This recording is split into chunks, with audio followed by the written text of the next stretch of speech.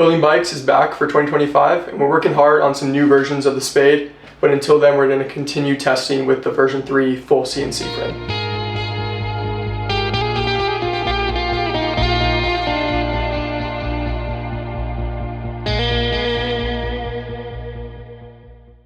For 2025, we have some awesome industry partners and sponsors. We're really stoked to be sticking with Project Bike Ben, SRAM, RockShox, Crank Brothers, and Enduro Bearings. And new for this season, we have Schwalbe Tires. We've been super impressed with the new radials that they have for this year. We also have Bergtech with their super high quality cockpit components. This stuff has been amazing and just bomb proof. Cushcore, really stoked to be working with them because they're a local Bend, Oregon company, so created and started in the same town as Arid. And then also Oakley Eyewear, everyone knows that's just the best of the best for your eyes. In the last episode of Building Bikes, we talked all about the specs and details of the frame. And one of the things we covered just a little bit at the end was frame flex. And today we're going to talk all about frame flex and how it affects the characteristics of your ride. There's a lot of things that influence frame flex, including pivot location, linkage type, and material choice. Because of this characteristic often gets neglected by a lot of brands. Throughout our testing with all the versions of the Spade frames, we've found that frame flex has been very important to us.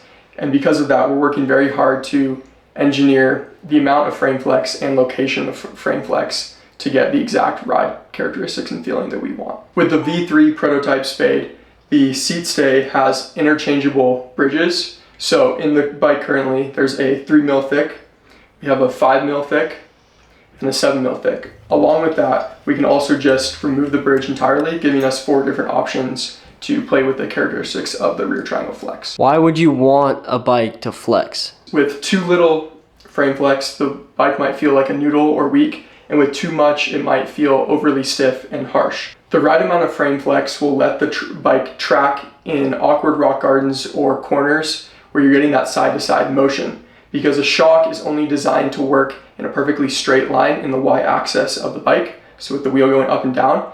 But there's tons and tons of case scenarios in awkward roots and rocks where the bike is moving side to side slightly. And so with the right amount of frame flex, you can get the bike to track better. And if it's overly stiff, you can get that feeling where the bike is bouncing side to side and not staying planted on the ground. 2 additions to the frame for the frame flex that I worked on was on the chainstay here. I made some carbon fiber layup for reinforcement just to test a little bit more with the stiffness. But feedback from that was really just, it made the frame a little overly stiff and made the flex rely on the linkage a little more, which is what we didn't want. So if I could go back, I probably wouldn't do that, but it's not a huge deal. The other thing I tried was this carbon fiber 3D printed bridge, and that made the biggest difference just with helping the play in the linkage. It helped connect the 2 short links together, making the linkage a lot stiffer and making the rear triangle flex a bit more because we weren't relying on the linkage as much. Yesterday we went out on the trails. We tried to find some trails that had awkward rock gardens and lots of corners so we could test the 4 different settings of the Spade's rear triangle.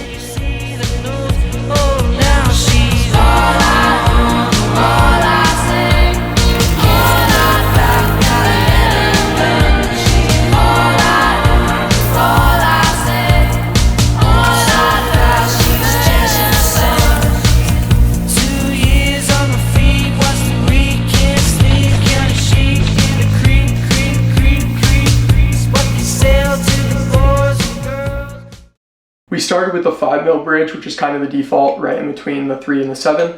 And that's the bridge that I've spent probably 90% of the time riding this bike with. So I'm definitely very used to it.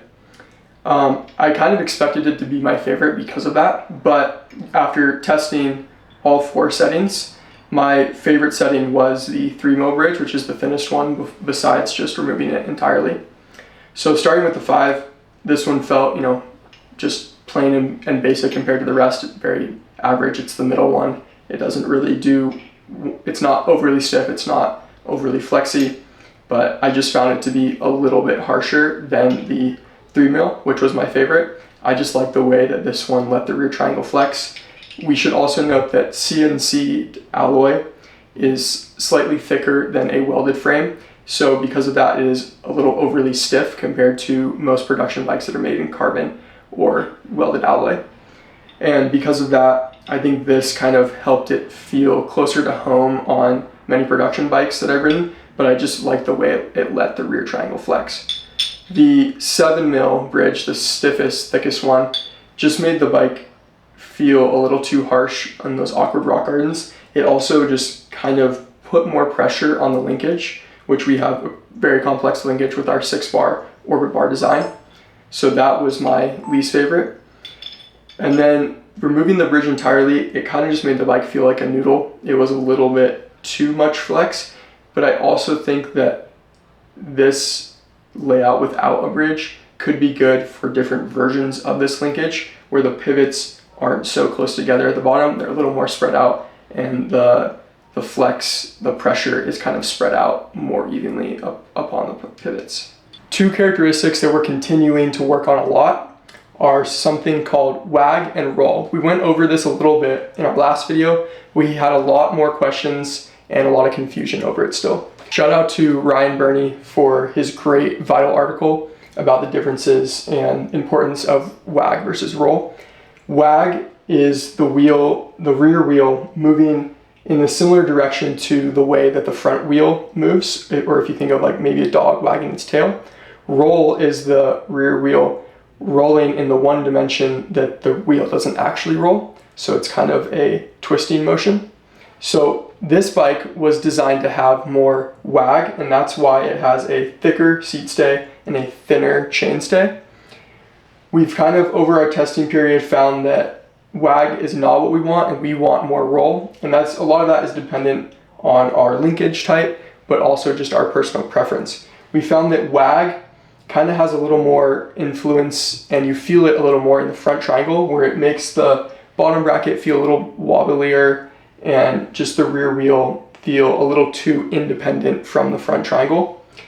Where roll, we feel that it does a better job deflecting and flexing through awkward roots and rocks, and also just corners, and just gives the bike more grip overall without really sacrificing the really strong platform to push off of, which is what we really want to continue to have.